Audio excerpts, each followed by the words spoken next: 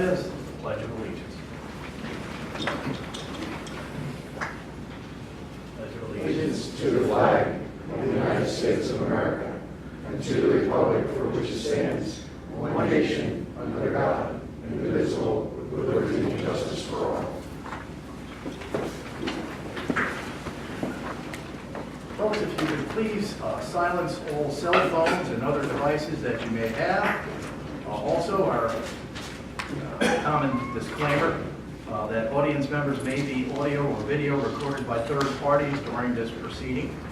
Number 4 on the agenda, next on the list is Sunoco Mariner 2 update. Hand it over to our accountant. Thank you, Mr. Pielli. So the status of the litigation against Sunoco, we had hearings before the administrative law judge on April 25th and 26th. The hearings went very well. We presented 6 witnesses, and Sunoco presented 9 witnesses over the 2 days. The administrative law judge, Barnes, was very inquisitive and receptive to our presentation. She did grant a motion that we made to clarify some of the remaining issues in the case with respect to the location of the valve and no other facilities being placed anywhere else in the township, and then having the ability to have a safety review by our expert of the current pipeline plan through the township, as it has changed a few times along the way. So we presented all the evidence on those issues. Now we have briefs, post-trial briefs due next week on the 28th, which is Memorial Day, so technically the 29th. Replies will be due in June, and the administrative law judge will issue a recommended decision in mid-July, and then the full PUC will issue a final decision on September 20th. So we're nearing the finish line. Thank you very much. Any questions, ladies and gentlemen? Questions from the audience? Then I'd like to thank council for your presentation. We'll see you next month. Thank you. Thanks.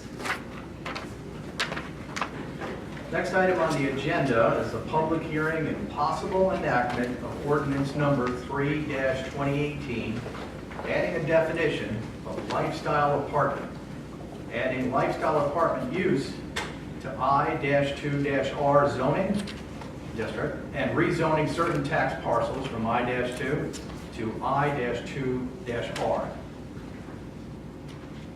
So we can then public hearing. Yeah, thank you, Mr. Chairman.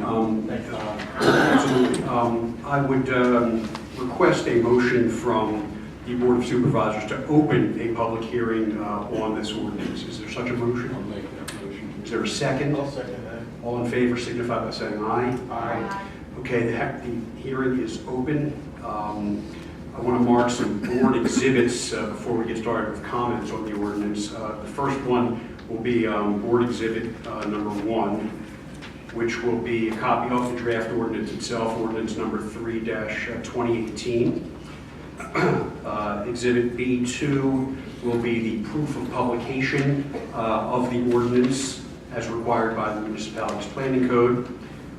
Exhibit B3 will be the Act 247 County referral cover sheet along with the Chester County Planning Commission's review letter dated May 14th, 2018. That packet will be Exhibit B3.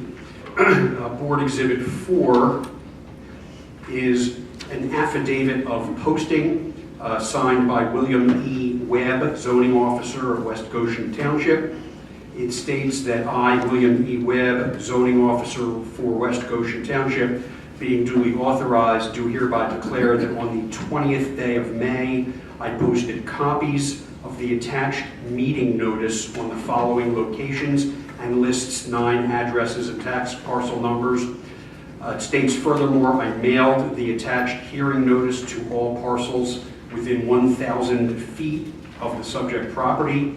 This mailing was completed on May 10th, 2018. The mailing list is attached to this affidavit and shall be part of the record. And attached to that affidavit of posting is a copy of the notice of the date, time, location, and a summary of the ordinance being considered, along with a list of property addresses, names of owners and addresses to which those were sent, along with photographs, probably at least 10 photographs depicting notices posted on boards that were mounted on the properties affected. All of those documents will be Exhibit B4. Exhibit B5 is a letter dated April 19th, 2018 from William E. Webb, zoning officer, to the Chester County Law Library, asking that they place the proposed ordinance on file for inspection and copying by the public through tonight's meeting. That's Exhibit B5. And Exhibit B6 is also an affidavit of posting from William E. Webb, zoning officer. It states, I, William E. Webb, zoning officer for West Goshen Township, being duly authorized, do hereby declare that on the 19th day of April, I mailed the attached meeting notice to all affected property owners as required by the Pennsylvania Municipalities Planning Code. The mailing list is attached to this affidavit and shall be part of the record. That is accompanied by a cover letter dated April 19th from Mr. Webb to the various property owners of the 9 properties being rezoned, and also contains a copy of the notice of tonight's hearing, as well as the names and addresses of those owners. So that will be Exhibit B6. Those are the 6 board exhibits for this evening's hearing. And next, it would be appropriate for comments from the Board of Supervisors on the proposed ordinance. Any comments from the supervisors? No comments? Mr. Cornell? None. Just one I know was the Planning Commission's request. Casey and I discussed this a little earlier. Casey, perhaps you could talk about it in case questions come up later on regarding the area. Yes, and Rick Craig, our township engineer, is away at a conference that he scheduled about 5 months ago, so he's not here. I believe the only township planning commission comment was, it's a great comment, was to increase the buffer between these parcels, and there are neighbors, residential properties to the south. The only problem is, and Bill, please jump in as well, if we get in, they had recommended a 100-foot buffer, increase from the 25-foot buffer. If we increase it to 100 feet, just through review of the aerial maps, we would actually be encroaching into buildings with that setback, which would make the parcels non-conforming and the buildings non-conforming, which could be a legal taking of property, because it diminishes the value and makes those properties non-conforming.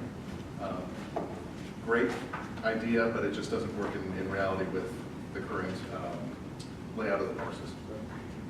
And with respect to that planning commission comment, there will be no other I2Rs that would have any effect. Mm-hmm. There's no parcel here that I could see them tearing a building, an A-class A office building down to build an apartment.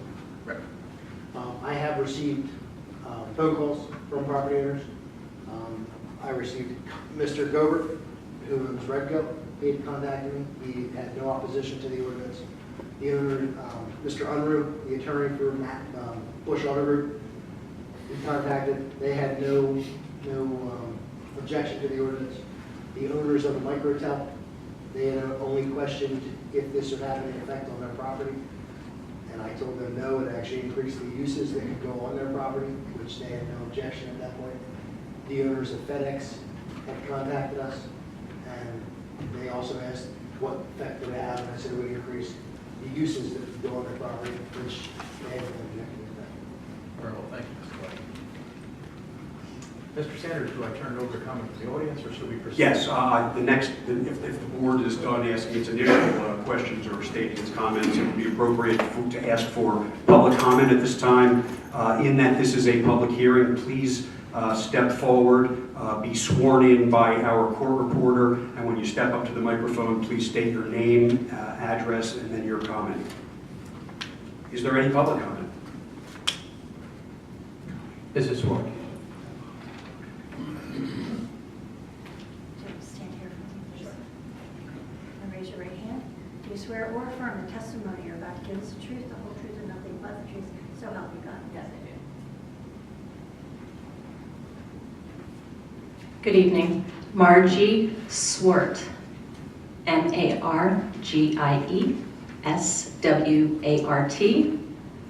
1519 Links Drive. I'll start out with comments first and then follow it up with questions.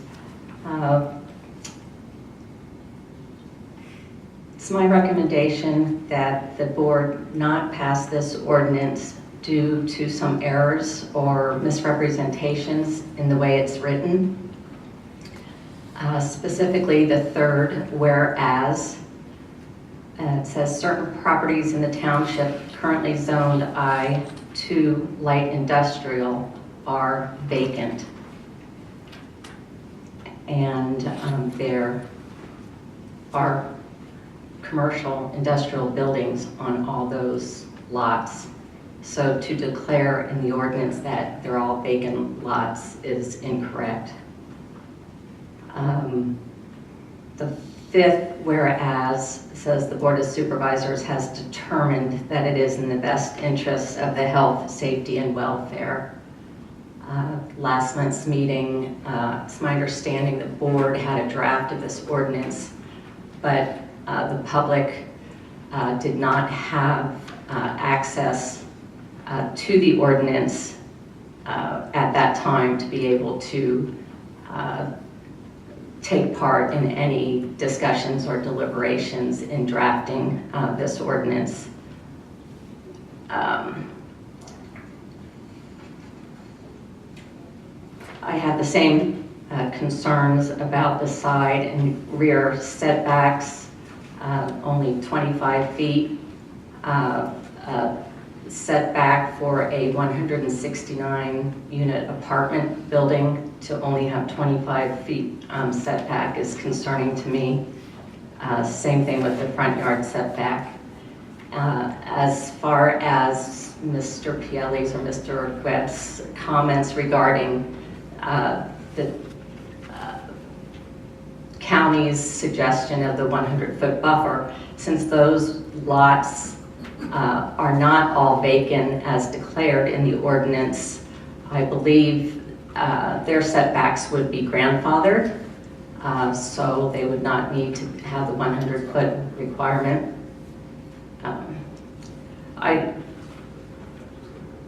I'm curious to know if anyone has recommended this approval to the Board of Supervisors. Has the West Goshen Township Planning Commission recommended this for approval? Let me respond by saying that the ordinance was sent to the Planning Commission as required by the MPC. The Planning Commission submitted a written memo or report to the township, and that's where we stand. Okay, so has the board received a written memo from either the township zoning officer or the township engineer or the township manager recommending approval of this ordinance? Again, The township zoning officer doesn't have a position to recommend the passage. The MPC doesn't give you that right. and I was going to add, none of the people you listed have the authority to recommend to the board that they take certain legislative action or not take certain legislative action. This is a discretionary act of the Board of Supervisors. In other words, none of those recommendations or approvals, as you might say, are required. Thank you for that. I understand that, but I feel as a citizen, we have a very knowledgeable staff. We have a very educated staff.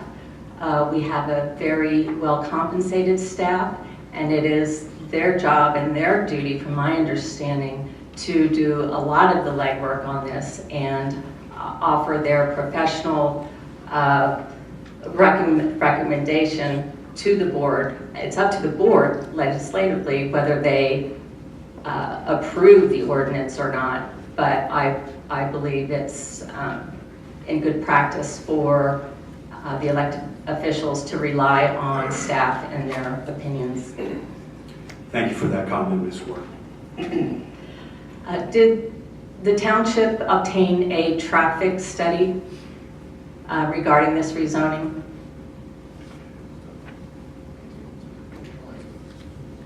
They did a preliminary traffic study about 18 months ago that was shared. Mr. Spelly, Mr. Purnell, Mr. Meekmore on the board then. And part of land development, they still have to go through land development, so they'll have to do a full-blown traffic study. This hearing is on an ordinance Right. that amends the zoning ordinance. This has absolutely nothing to do with land development or any use of property or proposed use of property. Therefore, a traffic study to enact a zoning ordinance amendment is wholly inappropriate and has nothing to do with what the board is considering in this hearing. Okay.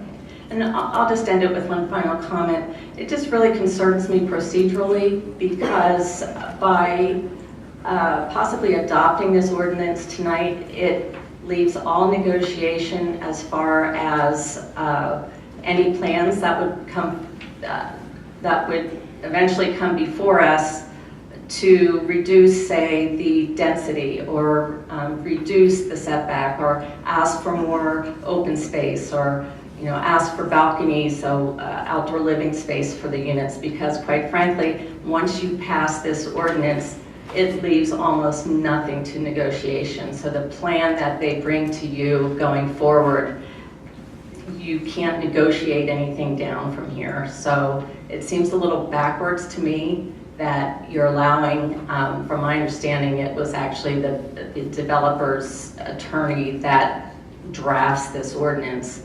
And of course, they're going to draft it to their benefit, not to the township's benefit. And I have concerns about that. So thank you very much. Thank you for your comments, Ms. Ward. Is there any other public comment? Yes, sir. Dr. White. Dr. White, why don't you come up and be sworn in by our co-reporter? You swear or affirm the testimony you're about to give is the truth, the whole truth, and nothing but the truth, so help you God? Yes, sir. Dr. White, I'm not sure if you were in the room. You need to state your name and your address, please, for the record. Hi, Doug White, 1001 Woodview Lane, Westchester. This has to do with the I-2 or rezoning for the Agway. I think that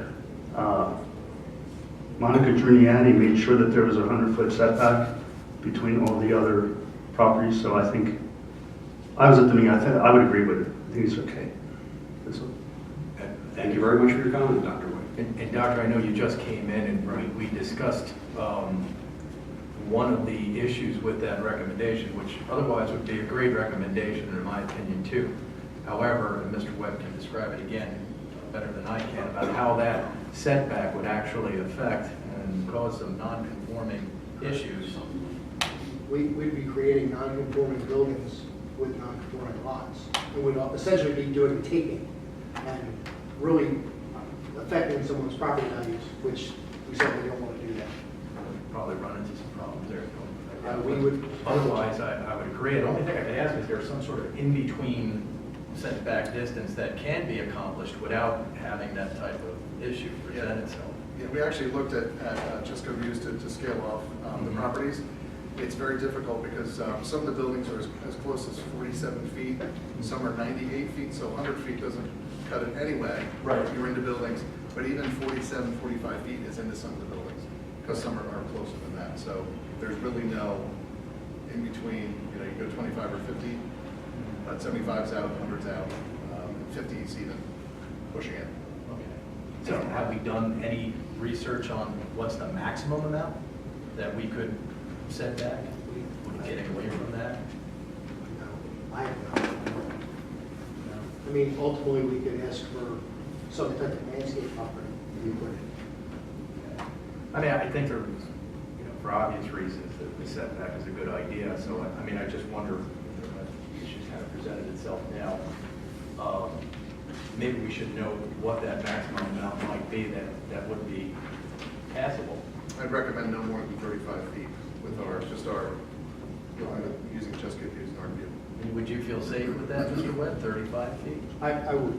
I mean, every foot counts, right? So I would propose that we accept it with that amendment. Is that possible, Mr. Sanders? That's certainly possible. I would ask, is the board right now with the setback that it's referring to any of the specific area and bulk regulations in section 84-40.B4?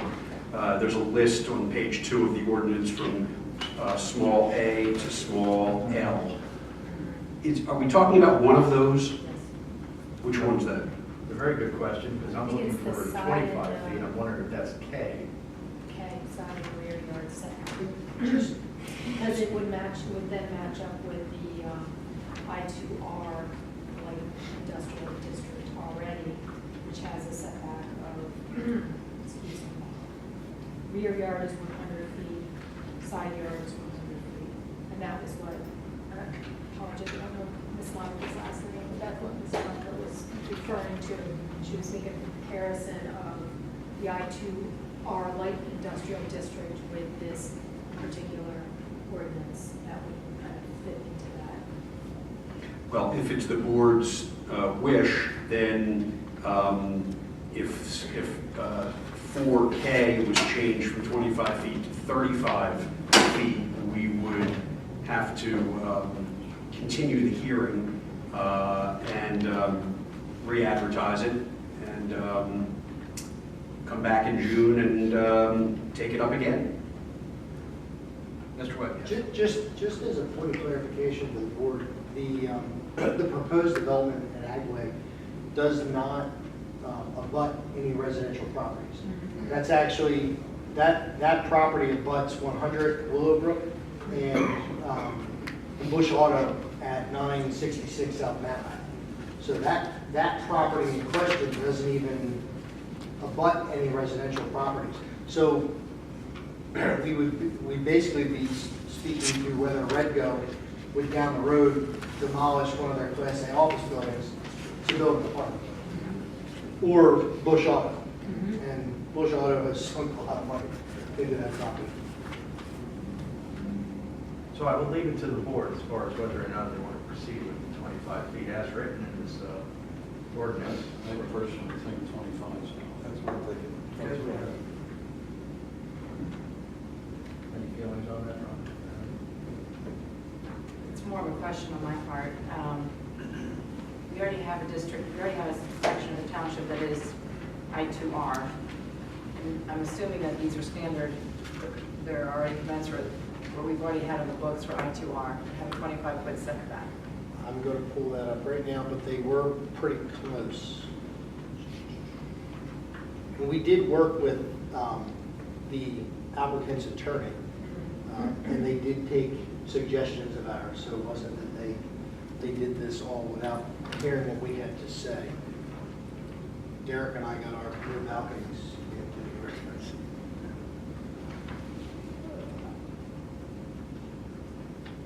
While Mr. Webb's looking that up, is there any other questions from the audience about this project? Ms. Swartz, Thank you. why don't you take another bite at the apple, and else give you a Really? brief. You're still under oath. Thank you. Just clarifying, I think I read in here that by adopting this, you're negating the current I2R. So the 100-foot setback, yeah, just didn't have enough time to read through it again, but I believe I read in here somewhere where this would basically cancel, this is a whole new ordinance. So in other words, the existing I2 would be canceled. Well, that's not the way the ordinance reads. The ordinance establishes area and bulk requirements for the new lifestyle apartments use that happens to be permitted by conditional use in the I2R district, but all other uses in the I2R district will continue to be governed by whatever area and bulk regulations govern them currently. And why do we need to rezone 9 tax parcels when the developer is only developing 1 tax parcel? This was, again, the legislative decision of the board, and the recommendation of staff was to rezone these specific 9 tax parcels. We didn't want to spot zone. Yeah, that's not so. See, that's where government really frustrates me sometimes, because it's a way of weaseling around the law. So, nobody wants to spot zone, so how do we get around that is rezone everything around it that's already built on, that's never going to be a residential unit. So I'm just disappointed that we find ways to usurp the law. Well, the properties that are being rezoned already border on, correct me if I'm wrong, Bill, already touch on I2R, so that the rezoning of these parcels does not create a, as they say in court decisions, hole in the donut, that it is not going to be I2R surrounded by all other zoning, that this borders on a portion of property that's already zoned I2R, and thus doesn't create an island of I2R. It does not create an island, correct. It continues the I2R zone, which when we looked at it, we thought was appropriate to take it from Jefferson Point all the way up to Bush Auto on Matlack, just to keep it flush and clean. So that on the property that may or may not have a lifestyle apartment, that may only be 1 or 2 parcels, whatever it turns out to be. And again, we don't have any plans yet. But the rest of the parcels that are being rezoned to I2R can be developed under the existing I2R zoning. They don't have to be lifestyle apartments. They can be any use permitted in the I2R, and they would be governed by the regulations that already exist within our zoning ordinance. Is that your understanding? That is correct. It actually gives them more flexibility with the property by adding the lifestyle use. And I have found that the setbacks. So there's actually a little caveat in there. Side and rear yard setback, 25 feet minimum, except where the side and rear yard abut an existing residential district, in which case the side and rear yard shall be a minimum of 100 feet, subject to the following conditions. And then it lists buffers, various buffers. We're not abutting But residential. we're not abutting residential. Like I said, the only properties that would abut residential in this new I2R district would be the Bush Auto. It would be 100, 200, and I believe 300 Willowbrook. 100, 200, 300 Willowbrook, and the Bush Auto on Mallory Street. They all abut residential. So, Mr. Webb, if they were to apply for conditional use to put in a lifestyle apartments because they abut, would they then have to meet the additional requirement of a 100 setback? I would believe so. Reading this, by the current ordinance, they would. The current I2R ordinance, correct? Correct, because that specifically deals with, well, if they came in with lifestyle apartments, maybe then I would have to have a conversation with Dave. Lifestyle apartments, if built within the I2R where zone, would be governed by the specific, by the 25-foot minimum side and rear yard setback requirement. But regular apartments would be governed under this. Regular apartments would be I2R governed under existing. the It's already- existing I2R provisions. Yes, I agree with that. So, question is can we make it uniform that if it abuts a residential development, then it needs to refer back to the original I2R setback of 100 feet? And since the current proposed development of Agway does not abut a residential development, then it would not be impacted. Is that still a taking? No. I don't Then believe- why can we not put that 100-foot setback in this proposed ordinance? The taking would only occur if one of those developers chose to do the lifestyle apartments. However, if they went for the regular apartments, they would have to do this 100-foot anyway. So it would not be a taking at that point, because they're gonna have to tear the building down and meet those current. But I'm saying if we were to put if they were to put the I2Rs and keep the existing buildings, and you change that zoning district to the I2R, you have to have a minimum of the 100-foot setback, then you're creating a taking. You follow me? Okay. All right, one last thing. The bold on the very beginning, last sentence, repealing all inconsistent ordinances or parts thereof. Does that not mean that you're repealing what's currently in the I2R? No. It's not inconsistent with this ordinance. Okay, all right, then again, just the fact that the third whereas inaccurately says that all the other 8 parcels are vacant. I believe that needs to be corrected to state that they are already It actually says certain properties. It doesn't say all. certain There are properties. certain properties in the township currently zoned I2 light industrial district are vacant. So I think that's, Okay, actually, I got that from what the Chester County Planning Department letter said, so, you might have left that out. I'd also note that vacant can mean that a building stands on the property, but it's just unoccupied versus raw land. So when it says properties are vacant, that's like saying a shopping center has vacant storefronts. Vacant meaning nobody is occupying them at the time. So I think the word vacant certainly is appropriate when you look at it in that context. okay. And then just building height, the 60 feet maximum, I wish that would be reconsidered. Is it the point that's across 202? I believe that was built under the current amended zoning ordinance, and I want to say I read where that was maybe 45 feet. So we're going quite a bit higher than what's already existing in that. Thank you. Thank you for your comments, Ms. Ward. Okay, any other comments from the board? Any comments from 25 feet? Or you, well, we had that conversation about 25 or 35 feet, so let's see where we're at on that. Robin, Mary, has your question been answered? They have, thank you. Thank you, Mr. Webb. Any public comment, any further public comment? Okay, so at this point in time, I would just put a motion to vote on this work. Well, let's close the hearing and then we can vote on it. So it would be a motion to close the public hearing on, Second. there's been a motion and a second, all in favor? Aye. And the hearing is closed.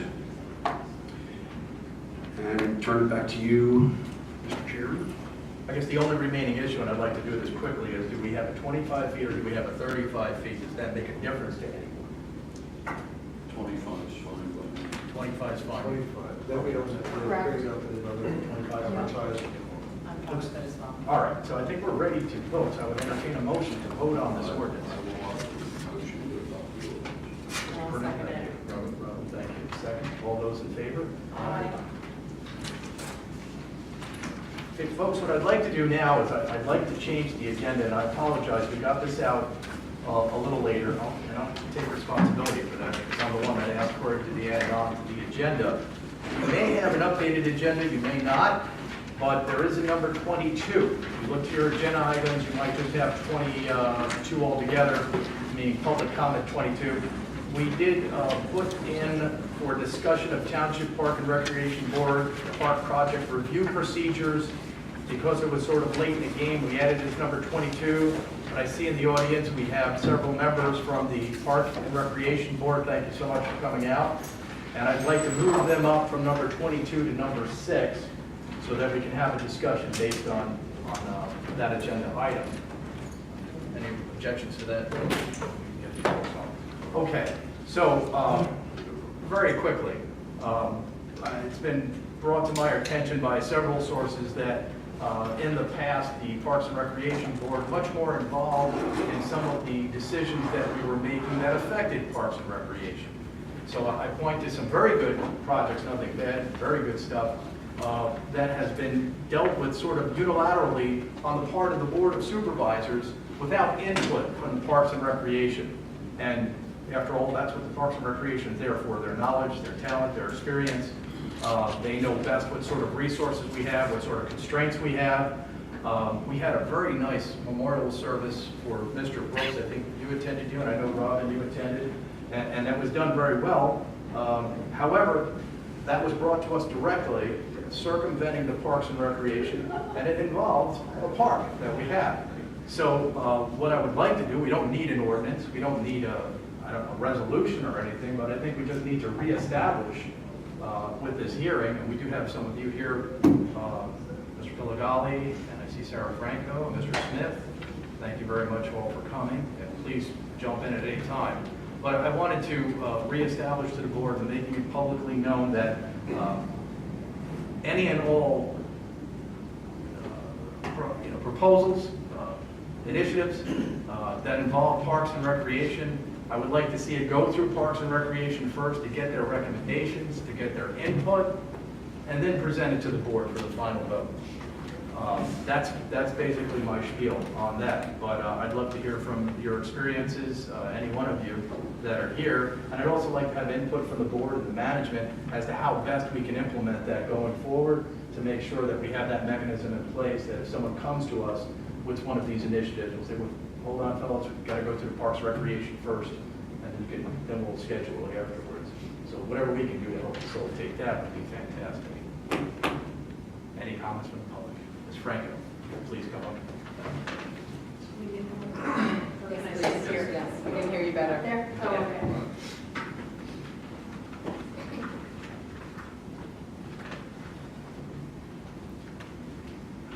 Thank you, Mr. Chair. I guess the only thing that you've already even said it is, it would be nice for us to have just knowledge of it before it happens and because what's been happening in the last maybe 2 years or so, anytime an idea has come up, it's been approved and it's in the works. And then we're made aware of it and, oh, by the way, this is happening in one of the parks. And when we try to talk about it or debate it, it's already happened. So there really is no, and we have, 8, 10 very intelligent, community members that serve on the board and have really good questions and can do, put some really valid input into it. And we don't get that chance. And it just seems if the Parks Director or anybody comes to the board and wants to do something with the parks, just as you said, did you talk to Parks and Rec? So, just so we know. Absolutely. We just feel like we're in the dark most of the time, or why are we even here? Yeah, I've heard that from several members. It's sort of like, well, what are we here for? We're just we're like rubber stamp. We're not even rubber stamping because it's already been stamped. Yeah, it's already been stamped. It's already been done. So, and my apologies for that. I know this thing's been going on for quite a while. Not all of us have been on the board at that time. Some of us are just learning, including myself, about what you guys do. And you do a lot. And, we really should utilize your talent and your experience. And I thank you for being on the board. And some of you guys have been on that board for quite some time. Mr. Caligali, how long have you been on that board? 40 years. 40 years. Wow. Unbelievable. I think he beats us all. Yeah, well, we're really lucky to have you guys, and my apologies for that, and we hope to change that, and we're looking forward to your input going forward. So thank you so much for coming out. So whatever we can do. I would like to. Absolutely. I have attended a number of their meetings, and I like the way Mike handles a meeting. He's half hour, 40 minutes, that's it. There's no nonsense, he gets it done, and he does it well. And I've noticed that of all the board members. That's right. Great. Any other public comment on that? Mrs. Square.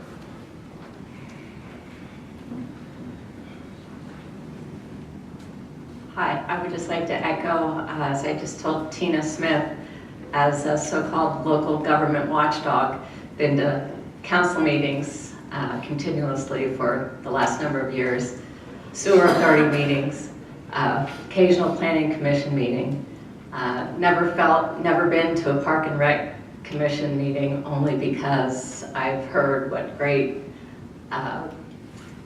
activities you offer, how happy fellow residents are with the Parks and Rec department here in the township, and obviously our staff, Parks and Rec, Ken and, help me out, Mr. Lear and Tom.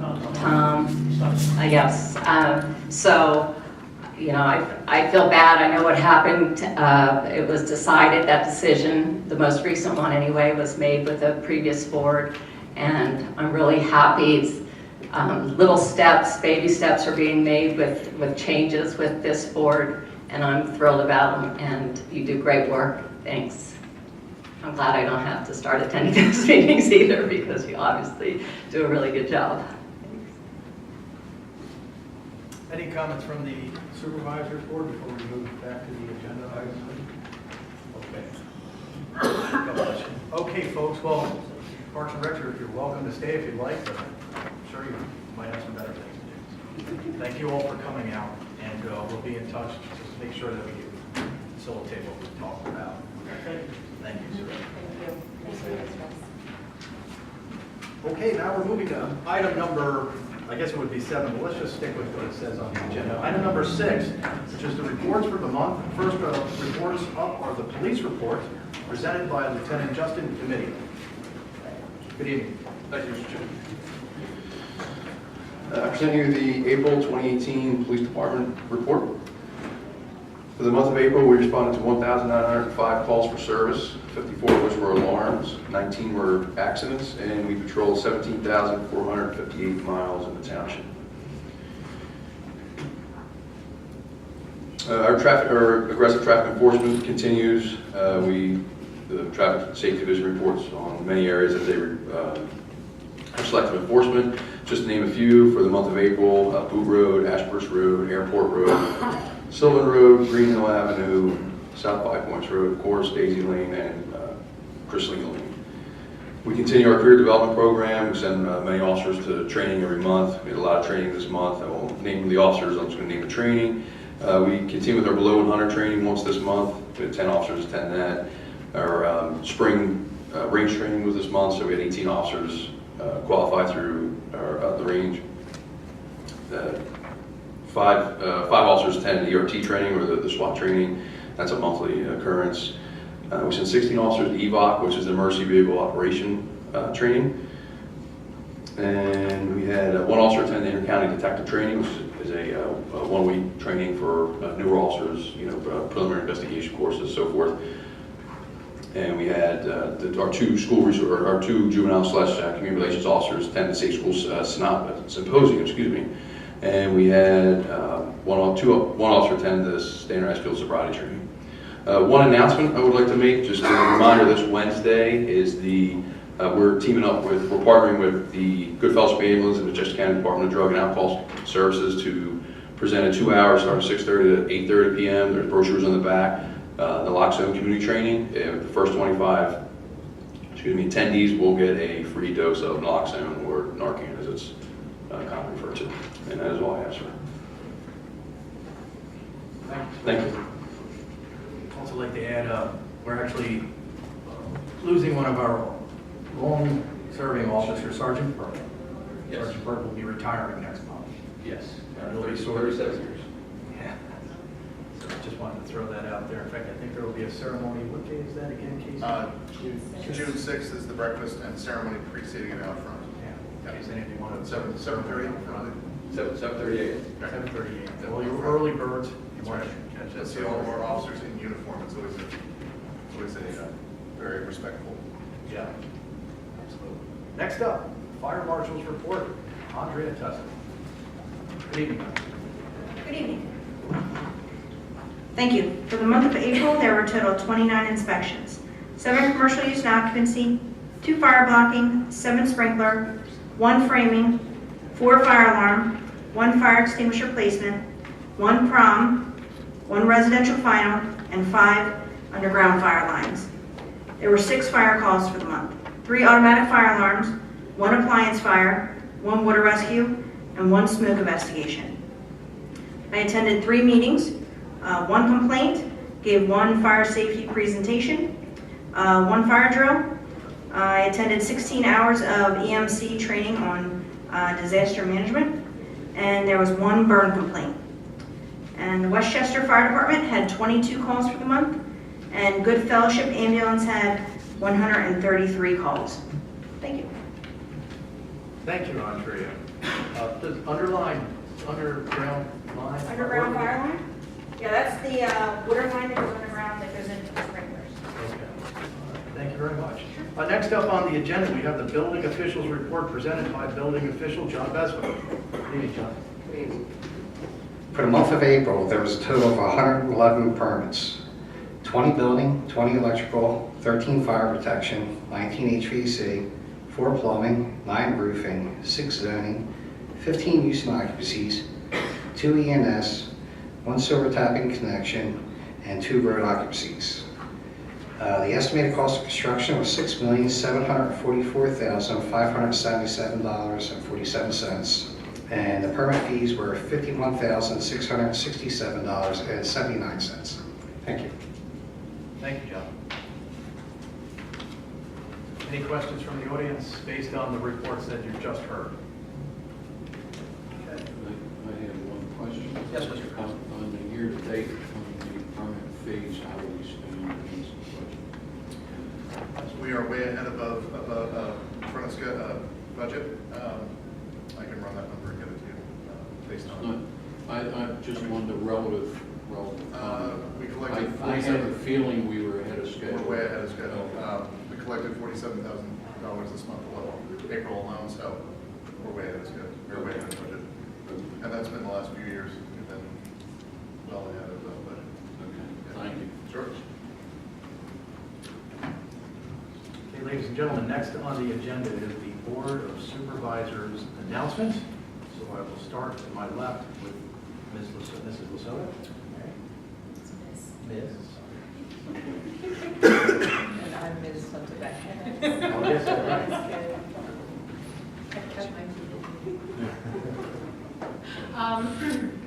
Yes, I would like the board to consider authorizing staff to review our trash and recycling pickup, to amend the contract and see if we can add on to the contract for the trash and recycling to start picking up trash along the side of the road.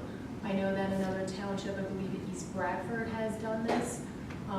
They have included in their trash and recycling contract that the company pick up so many miles of along the road a month, and it's actually working out pretty well, and it's a very insignificant increase on the cost.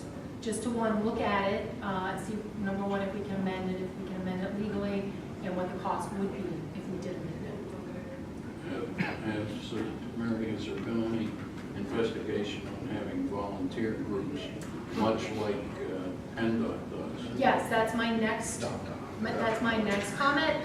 My suggestion would be for the trash pickup to be on the more dangerous roads and the busier roads that would not be safe for volunteers to do.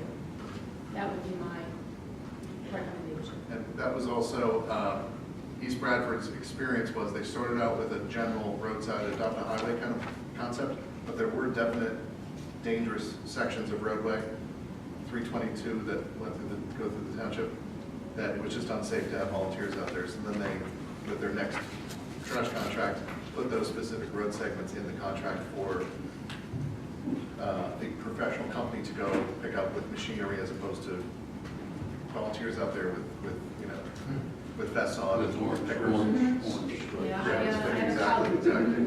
I have a colleague in East Bradford, she actually sent me a copy of the contract, and she said it's been working out great. So just a point of clarification, are you talking about amending it for next year's contract? I believe the contract is for 6 years. That's for 3 years. 3 years. Actually, we're in year 2. Okay. 3 or 2, but we had a 2 1-year. Right, so it could be a maximum of 5 years. So we'll have to check with Mr. Sander if we can even legally reopen a contract like that without re-putting it out to bid, right? Okay. If I may, following up on that, Casey, we did Yes, get sir. some additions to our contract where we had the installation of some of those Yes. trash cans. Yeah, we put in the bid, specific locations in the bid documents Right. to give us a per stop. But that was in the that was in the bid and the contract, so that's already That there. was part of it. Right. What this could be done possibly as a separate contract entirely, as opposed to. We could explore that, I think. As opposed to piggybacking. Yeah, I'm. Right, yeah, I would not think it would be very easy to amend the current contract that the waste contractor is operating under. Yeah, I personally would not want to open that up. Understood. Just because of the way that the recycle prices are going. Yeah, true. Yeah, We got a fairly favorable unit price in there, and now with the drop in recycle payments that is going on, I wouldn't want to touch it. Yeah, I'm not sure legally if we can even reopen the contract. So that may be an avenue that staff can discuss with Mr. Sanders. Sure.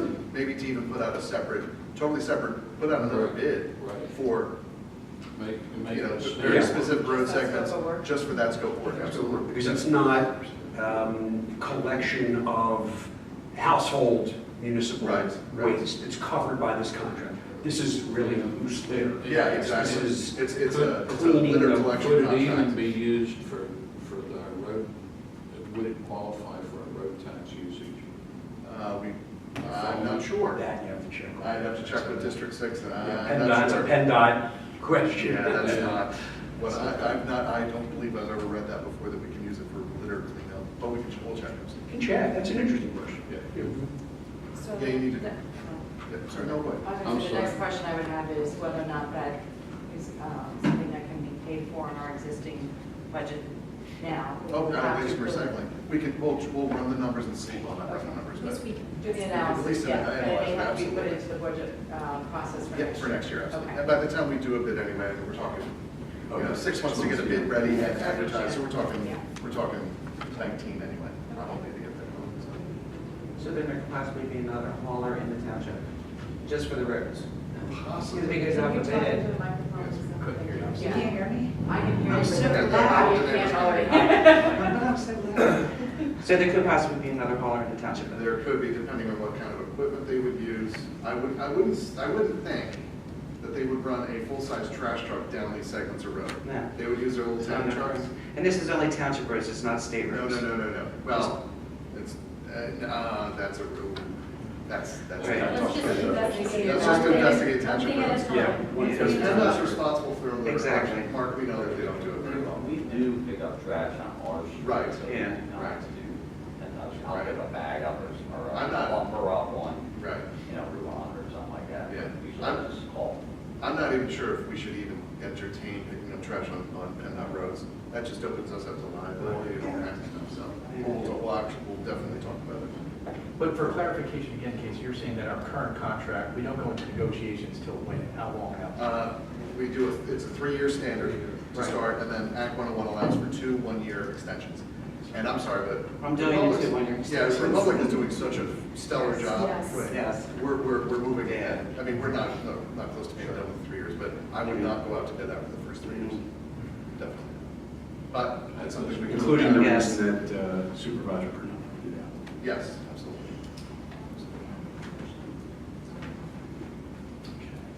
So is the staff authorized to investigate further? Yes. Can we authorize the staff to investigate further? Do you need a motion for that? I don't know. Do we need a motion? Not for This is staff. consensus. Okay. Not for staff to start investigating. If there's an ordinance or contract to be entered into a draft, that would come before the board for action. Absolutely. And we can report back as soon as June 19th, so we'll take it. Perfect. Okay, so we authorize staff to look into that. Excellent. And then I also would like permission of the board to investigate setting up the Environmental Sustainability Committee. There is enough interest in residents that I believe we can get the volunteers. One of the individuals is seated in the audience right now that is interested, Mr. Henry Alexander. With that, they would be able to help guide the board in additional initiatives, like the Adopt the Road program for the township, Ready for 100, and other initiatives that would benefit the township. So, any response, comments? May I have permission to investigate further and possibly draw? Well, for clarification, are you asking for permission to investigate, or are you asking for permission to form? I'm asking for permission to form You're going and to come form. back All right. in June with an outline and something to pass Okay. for environmental sustainability. All right. So do we need to have? Yeah, that's going to be an It's ordinance. going to be an ordinance amendment, so That's July right. would be the earliest. And I'm sorry, Mr. Webb, I cannot read your lips. It's not our talk about plastic bags. Oh, and plastic bags, yes, yes, yes. I will entertain anybody's feedback on that. I 100% support the idea of allowing citizens to help steward a sustainability initiative in our community.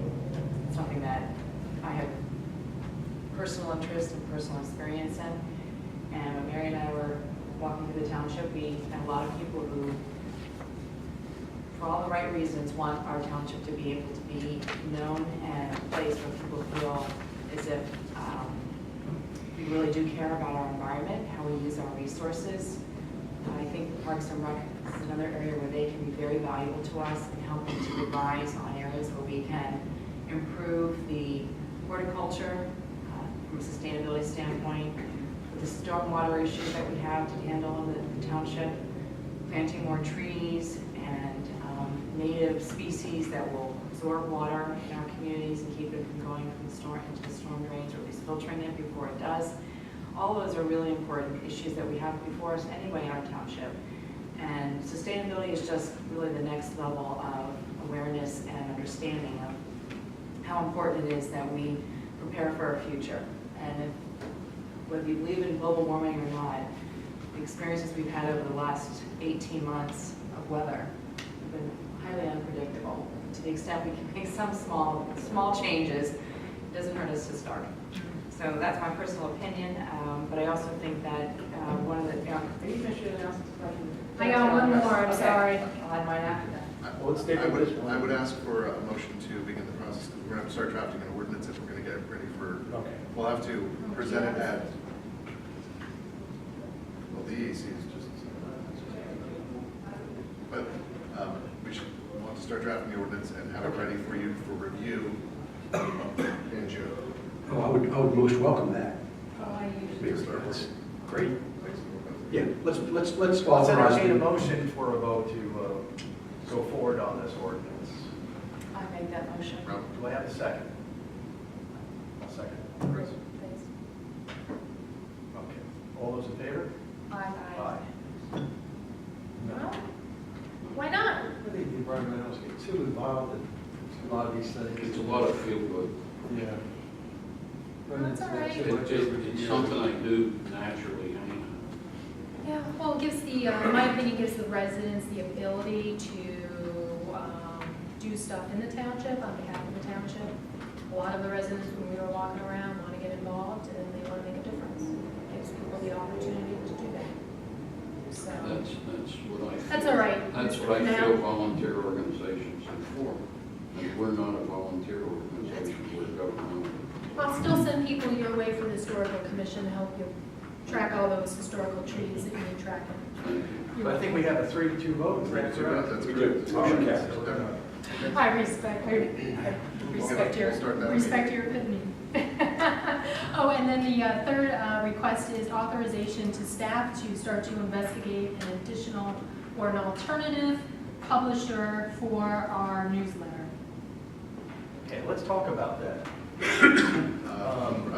Alternative graphic designer, Graphic designer. third-party graphic Yes. designer. Yes. So is your request based on the style of the the look of the newsletter? Or is it other things too? Other things. Okay, because I have been hearing that the newsletter's coming out late, Yes. and that's something I hate to see. Yeah.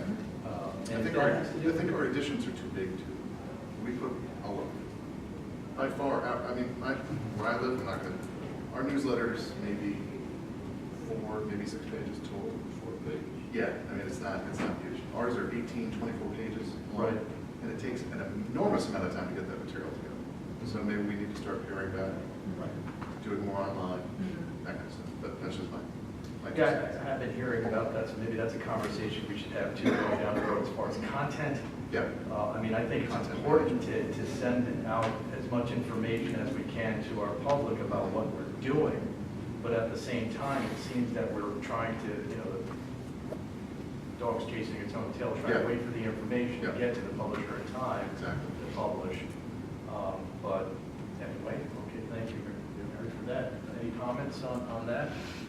Mr. I like that. You like? I think that's necessary. Okay. Consensus. I do have a comment, but I'd like to have Dr. White speak as well. Yes, thank you, Doug White, West Goshen. Yes, Mary, that's a good point. Ricky Smith and East Goshen told me about their newsletter, and they outsource it, and they have advertising, and they save a lot of money. So it's a good idea. Thank you. It's a very good idea, Doc, as far as getting the advertising involved in saving some money. So if I just want to make sure I understand, the request is for us to identify another party to produce it, correct? Parties and make the choice then from those.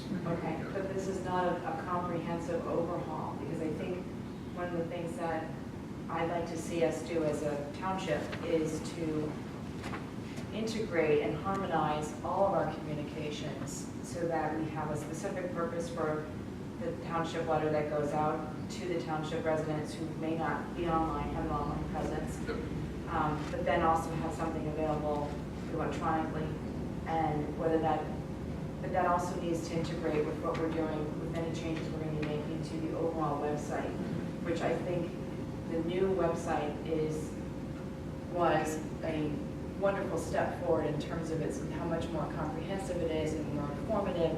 It's got a nice layout, but I also believe that there needs to be some work there. So just keep in mind that there's a more holistic approach that I would like to recommend that we're taking, so that if we're making changes to one, that we also look for ways that we can have efficiencies, perhaps cost savings by doing other things that we might be doing down the road.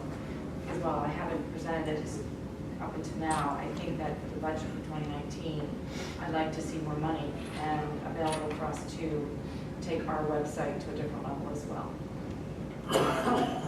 Now, is this initiative, we have money in the budget for this already? To go to a third party? Yeah, I mean, we do pay, we have a budget for newsletter production. Yeah. Okay, and that would just be something that we would then outsource? I mean, we outsource it to a graphic designer currently. Okay. So it would just be finding another, either company or, I would prefer to go to a company as opposed to an individual. Yes. Because that's been the problem. More give us support, more support. Yeah. Right. Okay. So Mary, what do we need on that? Do we need a vote to authorize it? I think it's just As long as it's general consensus. General consensus. I think we have a general consensus about shopping around and see. seeing what we can do. Okay. Any other announcements? No, that's it. Thank you very much for your indulgence. Mrs. do you have any announcements? Yes, I do. I really have one, or two. At the June 19th board meeting, we are going to acknowledge employees who have served our township for 20 years. And then we will also be acknowledging those township employees who've been serving our township for over 25 years. And while we understand that many of the employees will not necessarily be able to make it for that recognition, we want to make sure that we do recognize them, and we'll be using some time during that meeting to make sure their names are called out and put on the public record as being recognized as such. The other announcement that I have is that we submitted a very last minute request for a grant to purchase with grant money a certain number of trees that will be utilized and placed in our public parks. This was a grant that I became aware of during the PSATs, where we attended a meeting that basically was focused on stormwater management and how the Penn State Extension Program has invested in preparing educational materials that we can share with our township residents about how each of them can be involved in reducing our stormwater runoff. And part of that discussion was to provide us with some resources for grant money. So I'm going to thank Derek Davis for jumping on it. We came back, I think within 4 days we were trying to make the deadline, and we were successful in being accepted. We now need to finalize our application, which is due in the middle of July, I think. July 13th. And what will happen is that we will have, they will provide us a grant. We ask for a certain amount of money for our grant, and we have to match that grant, which will mean we will have somewhere in the order of close to 40 trees that we can purchase, and we have the flexibility to scale that back. We don't have to do it all in 1 year. But it's for the calendar year of 2019, so we can have some planting in the spring and then some planting again in the fall. It's completely up to us. So it's an opportunity for us to have a grant to purchase those trees, and then to work with Parks and Recreation and the Department of Public Works, because they'll end up having to be part of the responsibility of maintaining them. But it's very exciting, and it's a first step for us to demonstrate that the township is working towards its stormwater. Anything we can do for natural culturization of natural plants to actually absorb the stormwater, but then also to provide an impetus, hopefully, for our residents to do the same with their own private property. They can't access grant money through this type of program, but there are others in the state that they can apply for. Thank you. That's it. Thank you very much. Well, I have a quick announcement. We've already made this announcement before as far as some of our initiatives for 2018. The first initiative was to put out for bidding solicitorship, just to make sure that we were being competitive and using our tax-paying dollars as carefully as we could. It's something that I believe strongly in, and it's just good governance to always, every 5 or so years, put out for bid those professional contracts that, although you're not mandated to do so by law, it's just, as I said, doing your due diligence and good governance. So we went through that process, and we, as we know, Mr. Sanders and Sean Kilkenny, we actually experienced some significant savings doing that. But we also said that we were going to look towards the engineering contract. Carroll Engineering is a very good engineering firm, and they perform very well.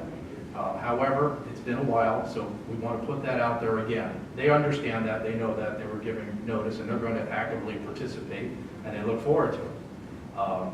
The other entities that we talked about back then, and we were a little sidetracked with some of the Sunoco things and other issues that popped up, was looking at the different banks that hold our millions of dollars, our tax-paying dollars, to see what sort of rates we're getting, what sort of fees we're being charged. How many of you have gone to a bank and noticed that your bank is charging you these fees? And you're like, what's this? I love the inactivity fee. That's one of my favorite ones. They're charging you because you decide to keep your money with them in good faith, and they make money off of your money, but you didn't do anything about it. You left it there. Just like you were taught from mom and dad all the way up, keep the money in the bank, forget that it's there. They're going to turn around, they're going to charge you for that. So never quite get that reasoning, but having said that, I believe we have a responsibility to check our accounts and the different banks that hold our accounts to make sure that we're getting the best deal that we possibly can. So I'm asking for the board to, basically we've already decided on this, but we've been a little sidetracked, and I'm asking us to go forward and move on that initiative. Ms. Lesotho. Mr. Kelly, are we also going to be checking into our liability insurance? Thank you for reminding me. Very true. Ms. Lesoto's mentioned of liability insurance. And it's been- Yeah, we shop that every year. We do shop every year? Every single year. I know you mentioned this to me before. Yeah, and there's very few insurers that insure governments anymore, so we're down to like 2 or 3 that we check every year. And every year you check? Every year you go through? Every single year we get proposals. Great, so we'll stick with the banks and we'll stick with the engineering RFP. Any comments from the township supervisors on that? Well, with the banks, we do, beginning of the year, like the first meeting, we have a whole list of. Sure, but I don't think we went to the process of actually, from my understanding, actually checking, okay, what interest rates are you getting, what fees are you charging? And that's something I checked with Casey a while ago and saying, actually, we haven't done that in a little while. So it'd be good. It might very well be that we end up with what we have, but at least we can say that we checked. I brought in, a couple months ago, some information, for example, from First Resource, which is a new bank. Oh, yeah. And their rates are fair. There you have it. This could be some significant tax I savings. just fed that in. Thank you for that, Mr. There are, I mean, I believe banks can waive fees too. Well, that's true. Right? Oh, Right? you betcha. Yeah. Exactly. So if we say, hey, we're gonna pull that unless I you enjoyed it. waive it. I have to put you in charge. We're gonna put you in charge of that, Ms. You just signed yourself up. But, and that is true.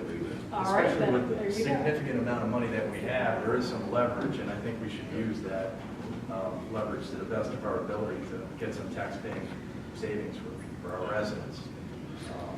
Any comments from the audience on that? Can we actually get written bids on that? I'm sorry. Well, they're not bids, they're proposals. Right. I just want to make sure they're written proposals, it's just not phone calls and one bank says this and one bank says that, and then staff comes back and says, Yeah, that's not my idea too, just for clarification, thank you for bringing that up. I mean, we want to have something in black and white showing this bank said this bank said that, this bank said this is what we're going with. right, and I'd love to see it, as Mr. Meekum referenced, those 9 or 10 banks that we approve in January every year, to go to those 9 or 10 right off the bat. They're on our list. Apparently, we don't have money or accounts at all of them, but we've already approved them, and get a hard copy quote from all of them. I agree. It's a great idea. Thank you. I agree. So we could do that, right? Absolutely. Yes, of course. Absolutely. Yeah, that's the whole idea. So, any other comments? Good idea. Dr. White, good idea. It's a good idea. Thank you. All right. So that's my announcement. Mr. Meekum. My announcement is, unfortunately, it rained on a Saturday and the car show didn't occur. Sorry about that. So What's the due date? it's canceled. Next year? Next year. Yeah, they won't bring their babies out in the rain. I do want to jump back in again. I want to thank Robin and you for going to that memorial service and ceremony for. Yeah, Brooks was a good guy. Yeah. Really was. So thank you so much for representing the township on that. Is that it for the supervisor's announcements? Okay, so now we go to the township manager's announcements. Good evening, everyone. 3 announcements. I want to commend the Public Works Department. Mr. Bertolami is here tonight. 2 Fridays ago. I'm sorry to call you up. A tractor trailer crashed on Route 3. I sent you all, hey, look what's going on. The truck split apart and 60 cubic yards of mulch spilled all over Route 3 eastbound. Without Public Works help, PennDOT, it probably would have taken until 6 or 7 o'clock that night to clean up. They were out there by what? 11:30, quarter to 12? Closer to 1. Yeah, well, that's right. It was during lunch. Without Mark's help, Dave Woodward came up, our on-call guys came in, Jake Scruggs was here. We brought our equipment out, our 10-wheelers, and cleaned the place up, and had traffic back in motion. Now, PennDOT was there. They were directing traffic and helping a little bit. Are we sending PennDOT a bill? We don't do that because we don't, if we ever need their help, it's just one of those things. But I want to thank you. Yeah, we work together. The state, township, we work together. Thank you. Hand in hand. The township. So I want to thank you guys for your work. Second announcement, Carolyn Kivita's office contacted me maybe about 2 months ago, told me to keep it under wraps. She was working on obtaining a training grant for the township. And given our current situation with pipelines, she requested that this training money be used for pipeline safety, for first responders, for management. Derek and I have found 2 programs, and the grant was significant. It's about $135,000. Now, we still have to apply for it. Not 100% that we're going to get the money, but I think we will. We have found 2 programs, one at Texas A&M, where firefighters, and we've come up with a list of Westchester Fire, West Whiteland, and Goshen. And the county as well. And the county hazmat people to attend. It's actual 40 hours of on-site, actual, I would not want to do the training. You have to wear personal protective gear. There's open flames, not my idea of fun. For them to do actual on-site pipeline training. Yes, Mr. Burnett. Texas A&M is world known for having outstanding fires. We cooperated with them when I was working with National Fund on big tank fires and oil fires. So absolutely. So we will be finalizing the grant, and I think we're going to finalize it Wednesday and get it in. The other portion for more management, yeah, we're going to be inside the whole time, thank goodness, is management. We've reached out to our neighbors along the pipeline route, township managers, township engineers, emergency responders, emergency coordinators to attend Department of Transportation PHMSA program in not exactly the place I want to go, Oklahoma City, where it's 2 full days, 16 hours of management training about pipeline regulations, specifically about highly volatile liquids. So it's, but more from the management perspective, emergency response perspective. Exactly. So we're going to be, and we have some county people attending as well, plus our neighbors up and down the pipeline. So we'll be finalizing hopefully that and getting in Wednesday. And the training is in November, Derek, I believe. November. We get first week of November. Training. Well, the Texas A&M is September. Right. And then the management one would be in November, if all goes well with the grant application. Right. So the grant has to be expended by the end of this year. I'm going to be seeking approval from the board. We're the grant agency with this, so we will have to expend the money even for our neighbors, and then we will get the reimbursement back. It covers everything, the training, which is expensive, all the travel costs per diem for each of the people attending, everything, hotel, airfare, everything. The only thing we cannot cover is lost wages for our volunteer firemen to go, but we can at least cover all the training and the costs associated. So we will expend a lot of the 135 for this, for sure. Yes, sir. Would a motion be in order right now to authorize you to expend up to the grant amount of $130,000? 135. I think we should wait until we get the I actual. think we should wait until we get the grant, because you're going to have to execute the grant, and we're getting so close. We could put the proviso on there that providing we get the grant. That's true, you can do that. I'd like to do that. Do you need authority to start spending now? Is that something? That's a good question. Let me think. I'm not sure how long it's going to take the state grant agency to get us approved. We may have approval back before the June 19th meeting. I have no problem if you want to authorize that, because this is outside of the budget, completely reimbursable, but outside of the budget. So we'll be spending money that we haven't allocated. Obviously, this just came up. I'd like to make a motion on Okay. I don't have any problem with putting in those provisos that you mentioned, just in case we don't get the grant. Why don't keep our fingers crossed? Yeah, exactly, absolutely. Okay.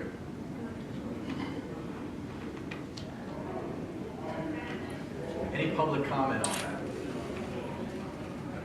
So, just so everyone understands, this is totally reimbursable, only if we do get the grant. It's a wonderful opportunity. Thank you so much for following up on that, Casey. Absolutely. Keep our fingers crossed that we get that. So we have a vote before us. We have a motion and a second motion to authorize expenditures on that if we get this up to the grant amount. All those in favor? Aye. Very good. And my last announcement, tomorrow night we have our monthly comprehensive plan task force meeting. we'll be going over the results from the survey. Derek, 1,200, 1,300 surveys? This is 1,200. Right, we've received 1,200 responses, both online and paper, which are inputted in the system, so the consultant will be going over those results tomorrow night, so it should be an interesting game. 7 o'clock in this room. That's it, thank you very much. Thank you very much. Great. Okay, next item on the agenda, I think we're going to be tabling it though, is the Township Engineer Stormwater Announcement. Mr. Craig is actually attending Stormwater Conference, so he'll be absent today, so we're going to table this until next month. We're going to move on to number 10, Mr. Webb, Zoning Officer's Announcements. Thank you, Mr. Bielli. I don't really have too much this evening, just to let the board members know that if you received it, if any members of the public contact you with regards to grass complaints. Grass complaints are flooding in these days. People don't like the fact that we have to give people time. They think that we should be able to go right in and just take care of it. We do have a process we have to follow, and if we go outside of that process, I can personally be held responsible, and that's not going to happen. So generally, we give people 15 days to cut their grass. The grass has to be at least 10 inches in height before we can even issue them a notice of violation. And I can't even think of how many I've been sent recently. But just so you're aware, if anyone contacts you about grass, we do get right on them as soon as we receive them. Thank you. Thank you, Mr. Webb. Next item on the agenda, number 11, is approval of the Board of Supervisors meeting minutes of April 17th, 2018. Have a motion? I make a motion to approve them. Ms. Dunderbeck? I just had a typo. Okay, sure. Let's hear it then. On page 4, fourth paragraph, fifth paragraph from the bottom, Dr. Douglas White asked that the board consider adding. Oh my God. Yep. And that was all of those, the typos. Good. Do we have a second for approval of the minutes? Mr. Purnell? And then I'll ask for public comment. Mrs. Schwartz.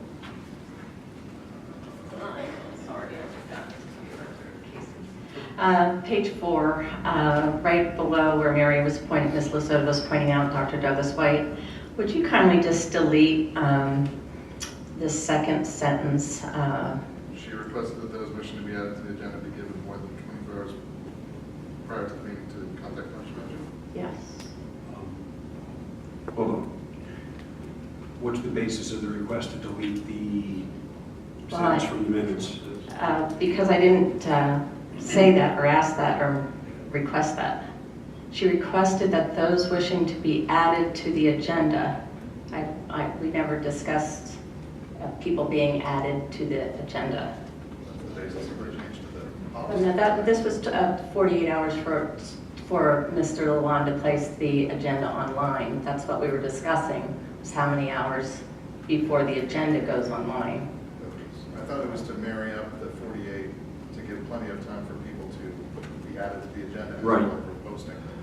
Because we're doing the resolution today to do that. I can check the tape. Did you check the tape? Not that part, but it is related to the resolution, so I looked at the resolution part. I recommend that we check the tape Yeah, then before we check start before I- removing Why don't we do that, sentences. Mark? We'll check the tape for you on that. We'll see. Yep.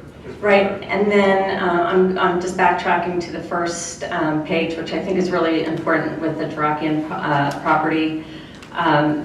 Not that I want to speak for Douglas White, but I did check the tape on this one. I'll start with myself first because I make Ms. Margie Swart asked if the plan carved out the manor house.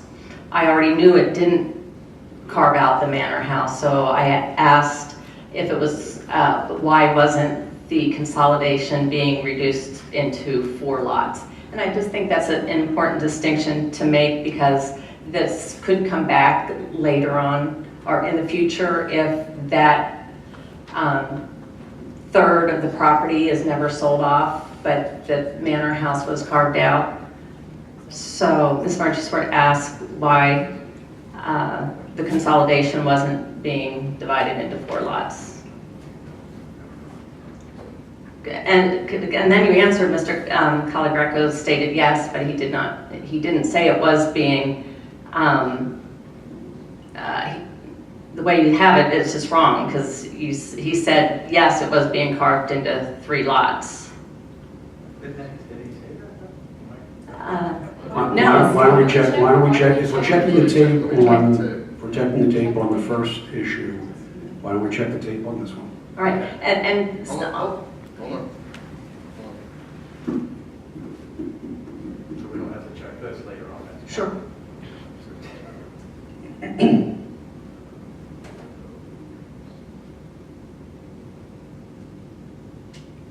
And just clarify Douglas White's comments, because he had asked about specific why the changes in certain lots, and this one just said that he asked about conveyance of land, and he didn't ask anything about the conveyance of land. So. Thank you. Thank you. Thank you. All right, having said that, and with that checking that we'll do and some slight revisions, I think we have a, first we have a second. Your second for that, Mr. Purnell. Okay. An amended second for Mr. Purnell. All those in favor of approving the minutes? Aye. Number 12 on the agenda is the approval of the treasurer's report dated April 30th, 2018 for the general fund, the sewer revenue fund, the waste and recycling fund, and the capital reserve fund, and the bills to be paid from these funds. Do I have a motion? Sorry, if I can hold you. Again, we have High Sports bill for about $55,000. So Ms. Lesotho will have to read her monthly statement. And then we'll take 2 votes. Right. Yeah, exactly. Yes. Very good. Thank you, Mr. Sure. So since I am an employee of High Sports, I am abstaining or You're refraining. Abstaining from approving any invoices having to do with that law firm. I'll make the motion to pay the bills with the exception of High Source. Okay, very good. And I will second that. Okay. Any public comment? Okay, all those in favor? Aye. Okay, so I'm recording that as a 4-0 to 1. No. That vote was all bills except Oh, High I'm Sports. Second motion. So that's a 5-0 if everybody voted Right. for it. Now, the second motion. Now, Right. my motion is to pay the High Source bill. Okay. In the amount of 51. Second that motion, Mr. Wilson. Okay, very good. All those in favor? Okay. Very good. And that's just another disclaimer, I just want to know, it's still, sometimes there's still some confusion out there as to that. Ms. Lesotho was hired way after we hired High Schwartz to handle our litigation with Sunoco, years after Ms. Lesotho was elected. So just so people understand that, nevertheless, just to err on the side of caution, ethically, we do this. Okay. Moving on to number 13, discussion and possible execution of the new TD Bank business account for inspection escrow for the Woodlands at Greystone as approved at the April 17, 2018 Board of Supervisors meeting. Okay. Casey, would you like to lead us? Absolutely, sure. Thank you. At a previous meeting, the board did authorize the establishment of this separate escrow fully funded by the developer for inspections, legal fees, and any admin costs. So we received the bank documents to affix your signatures tonight, as well as myself, Gene Denham, and the board members as signatories on the account, just like if we would open up any new bank account. So it's that. Can I ask a question? Absolutely, Mr. Brown. Does that fall under the same category as you were talking about earlier? Well, I was going to ask, but There's not a single dime of township money involved here. This is a completely separate escrow account funded 100% by the developer. I would not want to have to cash out this account and move it during the course of this, if we are to move banks. right. I would just suggest you keep it at TD. I mean, there's no township involvement in this whatsoever. Yeah, exactly. No taxpayer funding. This Absolutely. is part of the did require to have this escrow. Correct. Correct. So that's. I'll make a motion that we do execute the agreement. I have a motion from Mr. Brunel to execute the agreement. Do I have a second? I have a second from Mr. Miko. Any public comment? How was TD Bank chosen? I'm sorry, Mark. Why was TD Bank chosen? We didn't choose them, actually. It wasn't the developer that chose The them. developer chose TD Bank. They knew that we used them for a supermajority of our work, so that's why. Is that correct when I say that we didn't choose As them? far as, yes, I mean, That was my understanding. It's just part of that bid. Right. And again, there's no township taxpayer money involved in this at all, so there's no. All those in favor? Aye. Number 14, discussion of possible contract execution for the Grubbs Mills Culvert Replacement Project awarded at the April 17, 2018 Board of Supervisors meeting.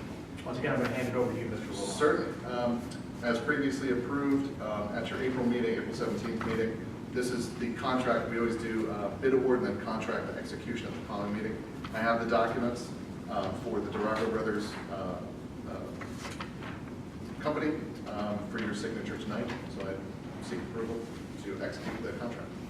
Very well. So moved. A motion from Mr. Purnell. I'll second it. A second from Ms. Lasota.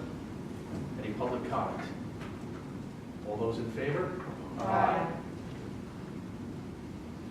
Moving right along to number 15, discussion and possible contract execution for the 2018 paving program awarded at the April 17, 2018 Board of Supervisors meeting. Mr. Lalonde.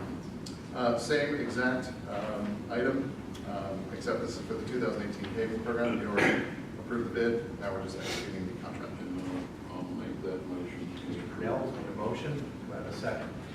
I'll second that. Mr. Meekum seconds that motion. Public comment. All those in favor? Aye. Moving right along at the speed of light. 16, discussion and possible contract execution of 2018 pavement markings bid awarded at the April 17, 2018 Board of Supervisors meeting.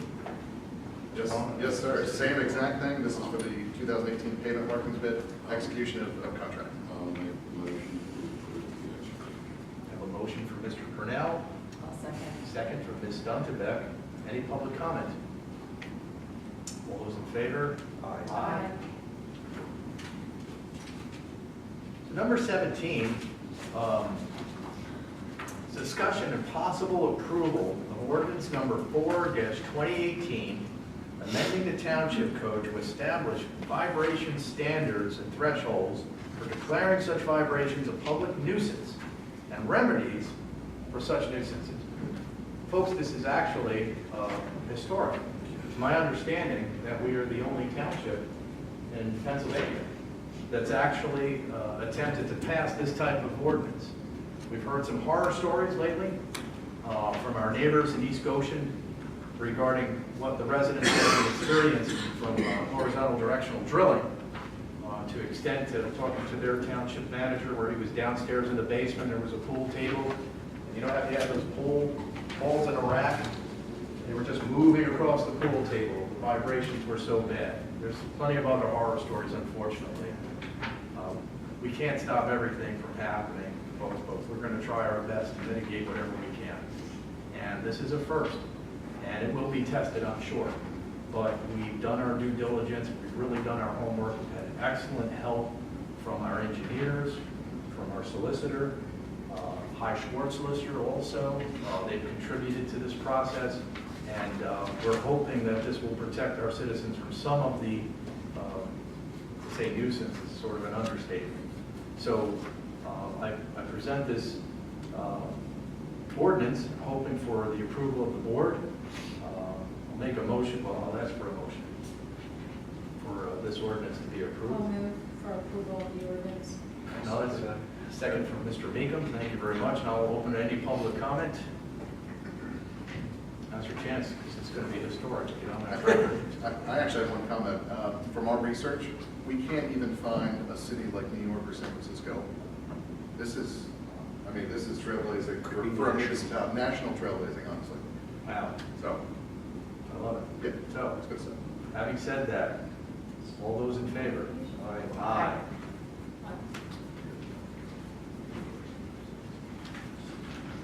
Number 8, I'm sorry, is that, because I can't hear you. is the draft ordinance already written? No, this is. Just to write one up? No. No, they This just is enacted the ordinance, ordinance number 4-2018. So it's written somewhere, so I can go read it. Correct. It's on the website. Oh, it is, okay, all right, yeah. Yeah, sure. Yeah. I just want to read this first. So next item on the agenda is discussion and possible approval of stormwater management agreements for the Woodlands at Greystone subdivision and land development project. Mr. Lon, I'll let you. Absolutely, sure. Again, I'll turn it over to Mr. Sander as well.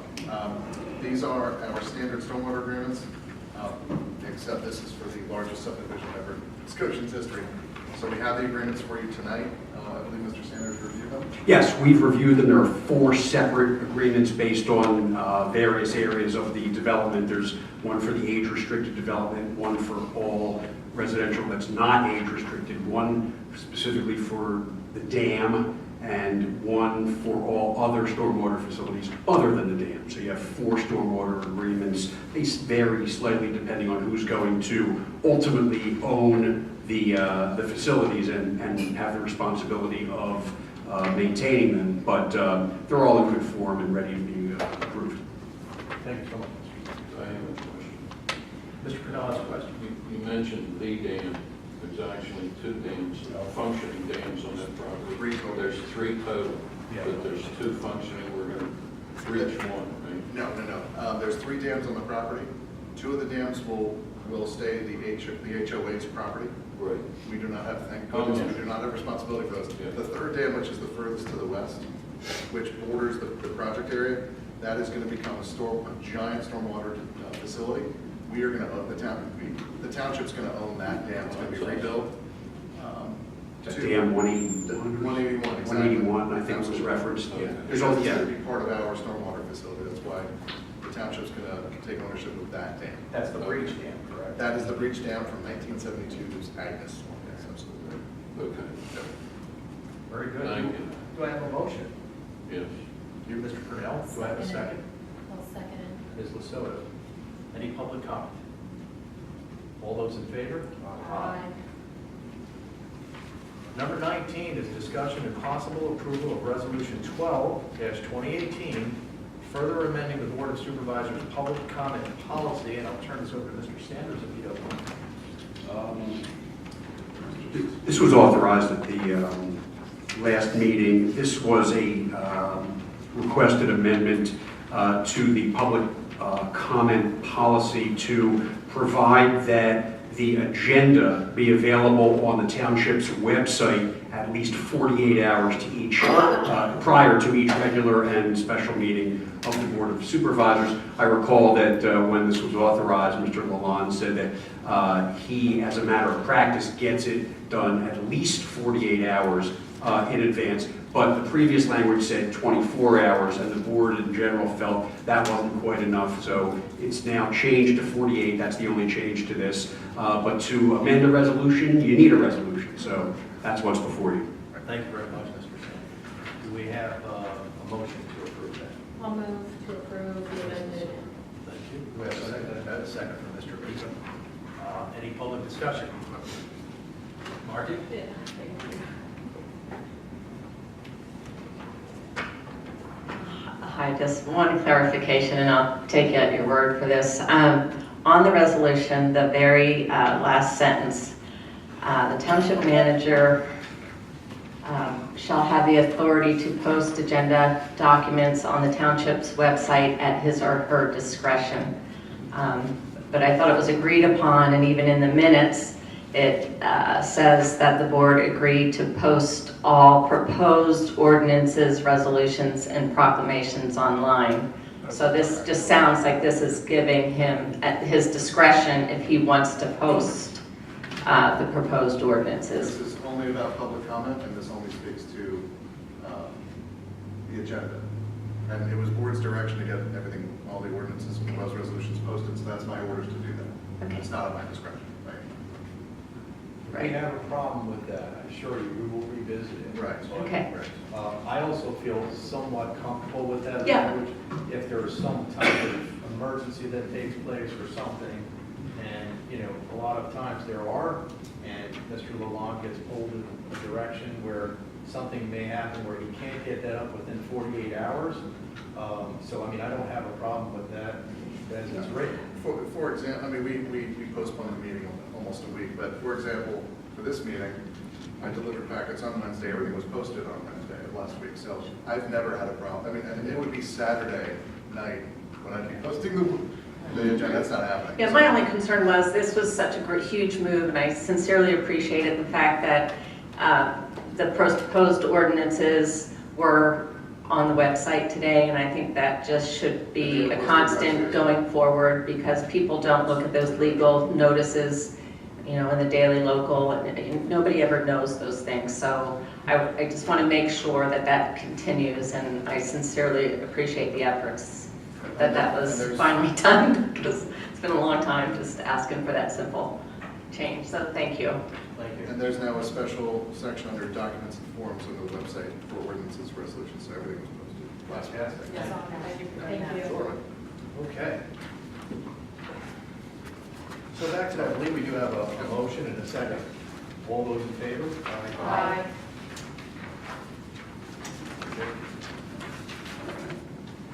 We have number 20 on the agenda, discussion and possible motion of the Board of Supervisors to authorize an advertisement with the intent to adopt an ordinance regarding township inspection of residential rental properties. So I know we're going to have some discussion on this, and there's some questions about this. So who best to talk about this and present it? I think Mr. Webb, I know you were a proponent, so do you want to open up the discussion? Sure. As we had previously stated, this all came about because we've received, and we still continue to receive, complaints from tenants and about the conditions of their units. However, with that being said, since we do not do a rental program, we don't really have the authorization to go out there and make a landlord fix things or what have you. However, now, if we enact this program where we do rental inspections, we're going to be looking for some of the general life safety things that some of these people are complaining about. On top of that, we will also be looking at, which I think is big, sump pumps and other avenues that are connected to the public sewer system that should be. When I was in Taliesin, I saw people have their rain gutters connected into the public sewer plant. That's a lot of infiltration, and you're paying for clean water to be treated. So at the end of the day, we have roughly estimated about 2,200 rental units in this township between the commercial apartment complexes and the mom and pop homeowners, the single units.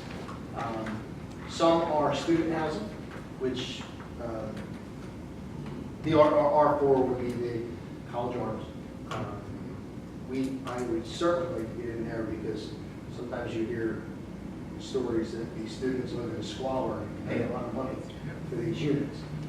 We certainly would hope that these commercial facilities would keep their properties up, but when you don't have someone watching over you, you tend to say, what are you going to do? Who are you going to go to and complain? There's no one to have your back, and we would have that in this case. So that's why we've really pushed forward with this. And we do have our department, I'm going to be speaking, I can't say I'm speaking for Rick, but I believe that our department has the staff that we could cover these inspections because we're all qualified to do these. So it wouldn't be a staff issue.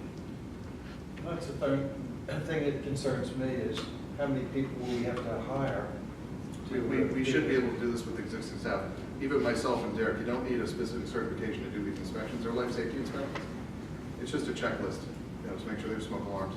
It's pretty basic stuff. We're not looking to, kick anybody out or, we just want to ensure that our renters, because correct me if I'm wrong, Mr. Sander, Mr. Webb, if I'm a renter in West Goshen, since we have no rental inspection, if I had a problem with mine, if there was sewage backing up in my basement of my rental home, would I have to go to district court to get it solved if the landlord's not doing something? Do we have the ability to enter private property currently without the landlord's permission? We would have to have the health department become. Okay. Yeah, this would clear up a lot of that because It would, I mean, that was, the whole purpose of doing a checklist was so that there was no gray area. Because we certainly don't want someone going out and saying, should I have them fix this or shouldn't I? Well, the checklist is built out of the property maintenance code with section numbers of the property maintenance code. So we're not, these aren't things that are being made up. They're simple things like smoke detectors, just general life safety, handrails. Make sure that if you're on a well, they have potable water. You know, certain things, people that if you're a tenant, what tenant thinks to say, oh, let's have that well tested to make sure that I'm not drinking bacteria. So this is where that comes into play. And a majority of our rentals are the commercial people. It's not, one of our problems that we need to really work on, and I'll be working with Cheryl about this, is to try and find some of the mom and pop entities. We don't really have a really put together a database of the private rental units, which we will work on that.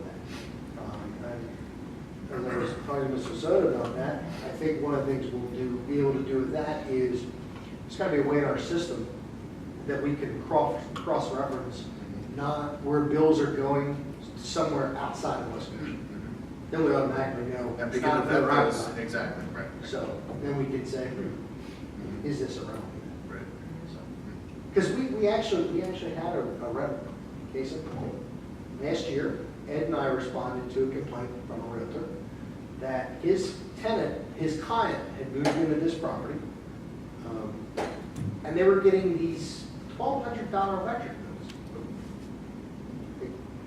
What happened was the property owner was also living there. He took this little section in the garage and created himself a little apartment within his dwelling unit and rented the rest of the house to these people. Well, these people were paying his electric. Unbeknownst to them. Yeah, unbeknownst to them. Yeah, because there's only one. That's why they had a $1,200 electric electric. bill. But, so this would also clear up things like that where you have multiple dwelling units where they're not supposed to be. Right. And so the primary thing is safety. It's life safety. It's more life safety than anything. We're certainly not, I mean, you know, we'll cover our costs through the inspection costs, and then we would charge an annual rental license as well. So our costs would be covered, but more on the line, we'll get a general safety. Do you know what that rental license would be? That would be determined by the board. You guys would set that fee. Yeah, Well, during the. obviously, you'd have to give us some input. The average is about $50 Is it for the license? for the license. Per year? Per year. And then And that usually covers at least the first inspection. That covers the first inspection. And and one follow-up, there was Yeah, language in there that talked Yeah, about you follow-up. would get a follow-up. You Yeah. get one follow-up, and then Right. after that, you would be assessed the reinspection fee. Right. Because we're giving you a checklist. If you can't follow that checklist, we have to go back 3 times. There's a Yeah, lot. they're gonna. So they would be assessed the inspection fee. But you would have your annual license fee that would, because right now, we're not charging anything. But we're certainly putting time into collecting these and verifying. Another thing with having a rental program is that we can turn this list over to our tax collector. Yes. To ensure that we're getting our EIT. That's actually in the current. I thought we got that. Well, we do, but there's really no enforcement of it. We take voluntary information because we have no hammer to go after them for these lists.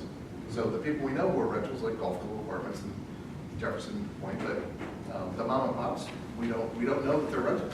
And to be honest, a lot of the commercial entities are not sending their lists. Yeah. So we're not getting those. They're supposed to supply that every year. Or anytime a tenant changes. Absolutely. Yeah, they're supposed to update it with a tenant change. So they would be assessed an annual license fee, which under that, they would get an inspection. Now, for clarity, is that per unit, $50? Per unit. Okay, so the 2,200 approximate units that you mentioned, that would be $50 per. If that's the fee that the board decides. Okay. But that's the average rental license fee. And then we would have to set an inspection fee as to what we're going, and we just basically need to look and cover our costs. And do you have any information regarding that? Have you looked into that at all? Townships charge anywhere from as low as $35 to as high as $75. I think the renters, when they're moving into these places, have responsibility also, that if they see the place is junky and all, you know, to get that taken care of with the landlord beforehand.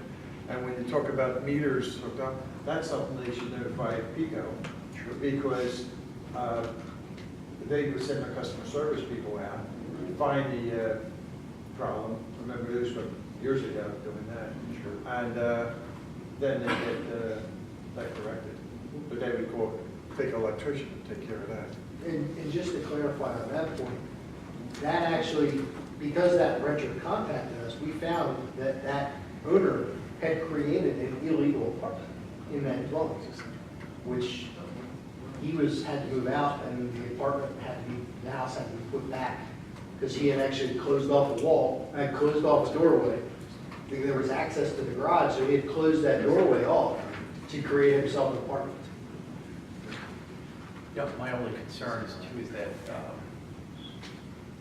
unfortunately, you get folks that, situations that they're in the contract already, something developed, and you do, I've seen enough of cases that have hit the district courts, it's tough for folks that are renting, maybe on a limited income, trying to fight that situation without any enforcement behind it. Funny, Derek and I were talking on a totally unrelated issue about some of the conditions of the apartments in Westchester, but I'm sure we might have some out here we just don't know, where students are just taking anything they can for exorbitant prices. And if you see some of these places, and I've seen them, it's just, it's ridiculous. It's like third world. It's bad. Right here at the daycare, Mr. Beswick and Ms. Testa and I visited that place, and we had basically temporarily condemned the property because it was in that bad shape. I mean, these people were living in squalor and paying $1,000 a month because they had nowhere where else they were going to go. So that's, I mean, in a situation like that, no one would have ever been allowed to move into a property like that. Mr. Murphy, Ted Murphy, had contacted me at the end of last year about the property that a family member of his was occupying in West Goshen. And I said, Ted, there's nothing we can do as short of passing an ordinance. And he said, we need an ordinance. I said, well, we'll get putting that forward. Here you have individuals that have unequal contractual abilities. The tenants are unequal to the landowners. And when that happens, I believe it's the job of the municipalities and the government to step in and help out. And a lot of times, these tenants are end up in the situations because it's all they can afford. Exactly. We have a landlord here that I had dealings with when I was in Valley Township. The man was an absolute soul. And I've had issues with his properties here. He had two properties. He has two properties here. But his son has kind of now taken over. But they're just not, Kenneth Square, I think, forced him to sell his properties. You know exactly who I'm talking about. I had that man in district court because at the end of the day, that's all these people can afford. Right. Well, that, and then those properties that are next to your property or another resident's property brings the value down. One of my biggest grass complaints right now is right on Westchester Pike, and it's a rental property. The grass is probably 2 feet high at this point. They're going to have to. Okay, well, do we have any other comment from the township supervisors? Any other questions? Now, I would entertain a motion. One more question. The fees that haven't been concerned as of yet, can we pass this ordinance without these fees? Well, you can enact the ordinance next month, but at the same time, it's good policy to amend the fee schedule with a separate resolution that establishes those fees, so that then you don't have an ordinance that's hanging out there with no fees. So I'd suggest that Bill and Casey recommend those fees, let me know, I'll put it in a resolution, and you'll have that right after you enact your ordinance, you can adopt your resolution. And to be clear, it's just, what we're voting on is authorization for the advertisement. Correct. We're not passing the ordinance, I misspoke a second ago. I'll get right to you in a minute, Marge, I just want to make sure that it's... You got a motion and a second and then the comments, right? Right, that's right, too. Another question for Bill. Are there any other municipalities in the Westchester area that have an ordinance like this? Westchester Borough is huge. The borough is huge on that. You don't sneeze in Westchester Borough without Mike Broden there inspecting your property. He's backed off. Yeah, well, that's because he's in the manager's office. Right. Yeah, East Goshen Goshen does. does as well. East Goshen also has a resale. They do. Well, that's a waste of actually, so. I would make Okay, Mr. Purnell has a motion. I'll Do we have second it. A second from Ms. Soto. Before we vote, we'll take public comment. Margie?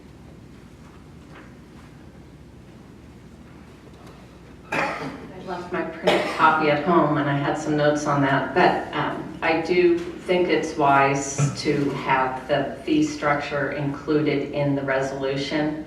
I'd really also like to see whatever the resolution is to be mailed to all the property management companies that you know of and ask them for input. Say, the township is considering this only because there are property managers that have 150 or 200 units. And if their 200 units have to have a rental license every year, it's going to be a good chunk of change.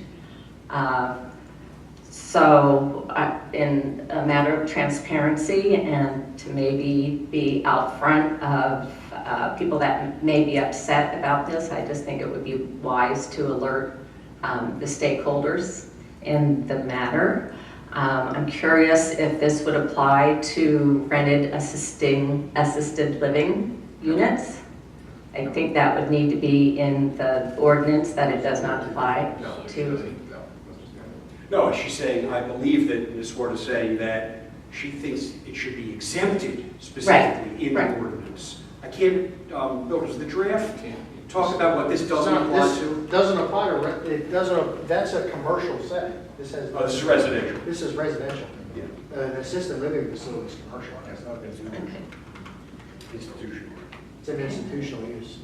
I did talk to one of the property management companies in the borough today, and he explained to me years ago when the borough enacted this, of course 69% of their property are rental units, and the borough was paying or charging, I want to say $43 per inspection. And if you look back at their ordinances, they had to reduce the fees because property managers took the borough to court. The property managers won, and he said they recouped maybe 7 or 10 years back for the number of years that the borough was, quote, overcharging. So their fees are now, I believe, $35 and $38, one for the inspection, one for the license. That this, by law, cannot be imposed. This cannot be a money-making endeavor. Correct. And so, so another thing, I still think a cost-benefit analysis. I mean, if there's 2,000 units and every year these units have to be licensed and inspected, I find it hard to believe that our current staff could handle the additional work. And I just think a little more discussion, deliberation, and research may need to go into it. Thank you.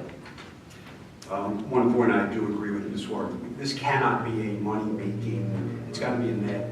It can't be a tax, it's got to be a fee. So that Bill and Casey should look into not what other boroughs or townships charge necessarily, but what it's going to actually cost this township staff-wise and personnel-wise to administrate, I guess is the right word, this ordinance and make it effective.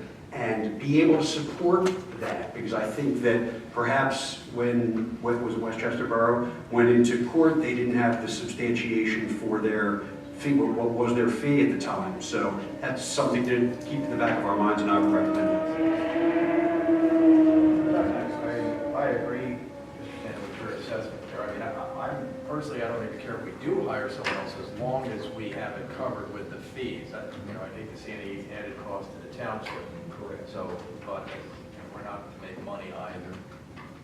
So I do feel strongly about this. I like this idea generally, but I do want to make sure we do our homework, whatever time that means. That shouldn't stop us from advertising as such. No, and we can advertise, and if you're not ready to do it next month, then we can continue it. And, an ad for an ordinance like this is good for 60 days.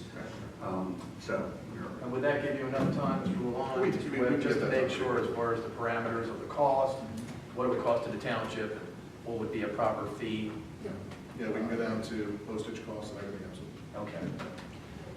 Okay, having said that, I think we do have a motion, I think we do have a second. We've got a public comment, any other further public comment on this? Okay, at that point, then we'll just take a vote, all those in favor? Aye. Is opposing, Mr. Purnell, you are an aye? I made the motion. You made a motion. Better be an aye. All right. Number 21, discussion and possible approval of Resolution 13-2018 sewage facilities planning module for 901 Old Silo Road. We have a, I believe, 13-lot subdivision on Old Shallow Road, just down 5 points and to the left. DEP requires a sewage facilities planning module be approved by the board at a public meeting. I really dislike their forms, but we have to do it. They're just poorly written, but it's for another day. So I'm seeking approval for approval and execution of the forms, and we have the check from the developer and all the forms here to send into DEP. So do we prepare the bond? We prepare, the developer's engineer prepares 99%, 100% of it, and Mike Moffett sewer plant, Mr. Craig, myself review the entire packet, make sure it meets all the code requirements, and then we have to do a resolution to approve it, which is 13/2008. All right, well, I will make a recommendation to approve. We have a motion from Ms. Duntebeck. Do we have a second? Is this Nussbaumer's? Yes, it's the old Nussbaumer property. They've actually buttoned up and I think started tearing down the old structures there. Yeah, she's still by there. Yeah. That was complaints. Yeah, complaints every week. From Westtown Township. Yes, that's true, because it's right on the border. They're taking away the old farm pond Yeah. and redoing a riparian buffer. It's going to be a really good environmental project as well, as part of the project. I'll second the motion. All right, so we have a second from Ms. Lasota. Any public comment? All those in favor? Aye. Last but not least, folks, number 23, public comment. Anybody have a public comment? Thanks for leaving a public comment. Come on up. That's it? Hold on. Dr. White has. Hold on. Oh, no, come on, I'm sorry. I'm going to quote you from here. You can. What would you like to be reflected? Thank you very much for remaining a public comment. Have a good day. We're gonna have to check. Just yeah, exactly. We're renaming it public comment. Okay, very good, thank you. Okay, Dr. White. Okay, Casey, for Jirakin, the house is in the back. I think it's going to be called Sherwin Drive. Are they? I have no idea, sorry. Are they? 500 plan sheets, go ahead, sorry. Let's get the money. Are they? Is that public water? Sorry. Is that public water? The entire project is public water, public sewer, absolutely, yes. Okay. Yes. It was brought to my attention today that the residents there are concerned about the wells being affected. And so... With construction, you mean, or what? Yeah, well, my mom was saying, well, what's going to happen to the well water? And I said, well, that approved this, and we live right there, but our well is 90 feet, and they're not going to be going down that. So I guess my question is, there's no chance that the wells are going to be affected, right? Well, I'm not an engineer, but I don't believe there are any facilities below 15 or 20 feet underground for sewer, so I can't imagine. Okay.